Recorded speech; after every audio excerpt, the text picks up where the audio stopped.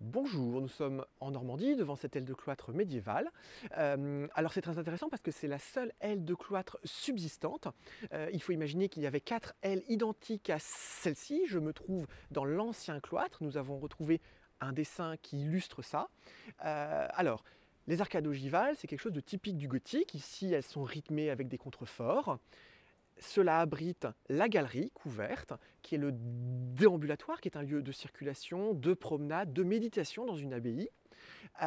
Et à l'intérieur, il y a l'empoutrement en chêne d'origine, avec les blasons, notamment les blasons du dauphin, les blasons du roi de France. Et c'est très intéressant parce qu'en fait, effectivement, cette aile de cloître a brûlé à la fin de la guerre de Cent Ans et a été reconstruite. Donc c'est dans le cadre de cette reconstruction que on a indiqué les armes du dauphin de France, les armes du roi de France, pour bien marquer la victoire française et la conquête de la Normandie de façon définitive.